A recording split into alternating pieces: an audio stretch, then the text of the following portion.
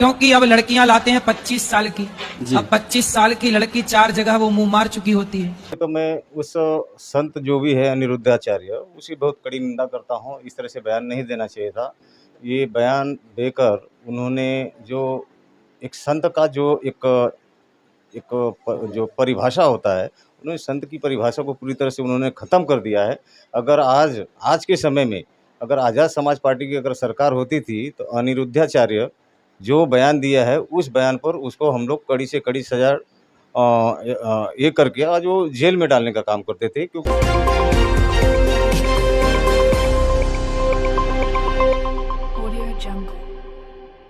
नमस्कार, मैं हूं विजय राज और आप देख रहे हैं मऊ धाकड़ न्यूज और खबरिया एक्सप्रेस।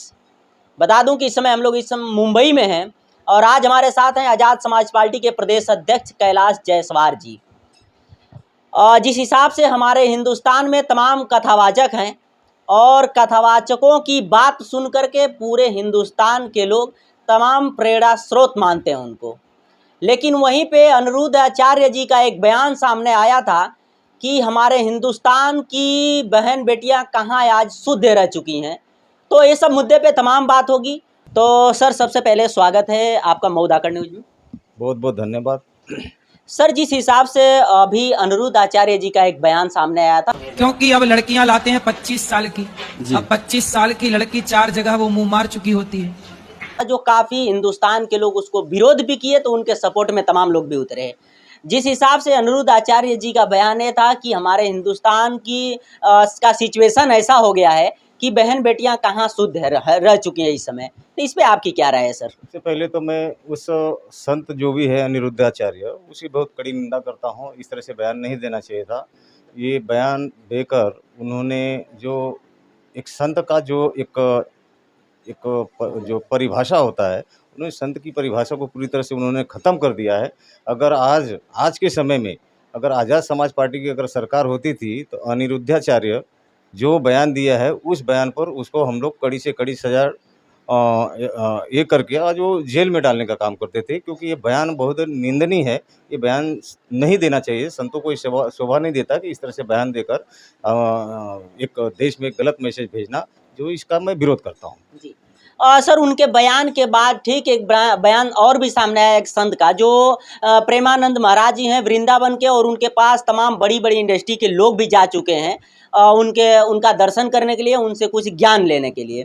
लेकिन उनका बयान ये था, मान लो हमें 4 होटल के भोजन खाने की जबान में आदत पड़ गई है तो घर की रसोई का भोजन अच्छा नहीं लगेगा कि आज के सिचुएशन में लड़कियों का जो चल रहा है सिचुएशन बॉयफ्रेंड वाला, तो एक को छोड़ती हैं, दूसरे को पकड़ती हैं, दूसरे को छोड़ती हैं, तीसरे को पकड़ती हैं। तो ये लोग कहाँ से शुद्ध रह चुकी हैं? जिसको 4 होटल का खाना पसंद आ जाए, 4 होटल खाना खाने का आदत हो जाए, उसको अपने घर का खाना कैसे अच्छा लगेगा? सबसे पहले तो प्रेमानंद जी जो बोले हैं इसकी भी मैं बहुत कड़ी निंदा करता हूँ। बहुत गलत बयान उन्होंने दिया है। अगर प्रेमानंद जी को अगर ये सारी बातें अगर जो उन्होंने कहा है तो शायद हो सकता है उनकी समाज में ये सारी चीज़ें जलती होगी। ये बहुजन समाज और खास के दलित पिछड़ा समाज में ये सारी चीज़ें नहीं चलता है, तो उनके समाज में अगर चलता होगा तो शायद उनको अनुभव होगा, तो वो इस तरह से बयान दिए हैं। बाकी ऐसे संतों को तो मैं समझता हूँ कि इनको जेल में डालकर इनको ऐसी कड़ी से कड़ी सज़ा देना चाहिए कि इस तरह से बयान फिर से इस देश की जनता को इस तरह से गलत बयान इनको नहीं देना चाहिए। सर, लेकिन वहीं पे पूरे हिंदुस्तान के कुछ लोग सपोर्ट में आकर के बोल रहे हैं कि प्रेमानंद महाराज आज के सिचुएशन को देखते हुए सही बयान दिए हैं, सही बात तो जो सपोर्ट वो कर रहे होंगे कि जो उनकी तरह होंगे, उनसे ही तालमेल रखते होंगे, या चाहे उनके समाज के लोग हैं, क्योंकि प्रेमानंद महाराज जी वो कोई दलित पिछड़ा नहीं है।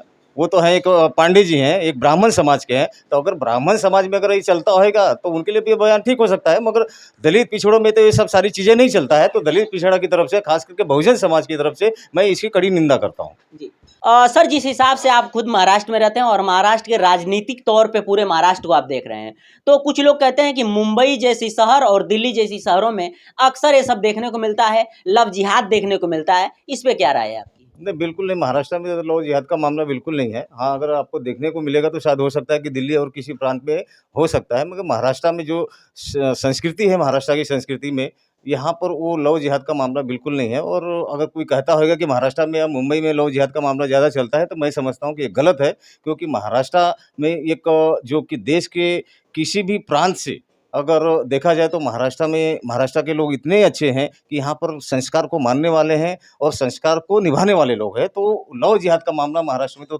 नहीं के बराबर है। हाँ, दिल्ली वगैरह में मैं भी सुनता हूँ कि दिल्ली में है, तो दिल्ली में हो सकता है और किसी प्रांत में हो सकता है। चलिए सर, चैनल में समय दिए बहुत बहुत धन्यवाद। ओके, धन्यवाद। चलिए आपसे बता दूं कि अभी हमारे साथ रहे आज़ाद समाज पार्टी के प्रदेश अध्यक्ष कैलाश जायसवाल जी। और जिस हिसाब से तमाम हमारे देश में साधु संत रहे, उनका बयान सोशल मीडिया पे वायरल हो रहा था, उसको लेकर के अपनी बातें रखे। बाकी इनके बातों से आप कितना सहमत हैं, अपनी राय कमेंट बॉक्स में जरूर दीजिएगा। मिलते हैं किसी और वीडियो के साथ, तब तक के लिए जय हिंद।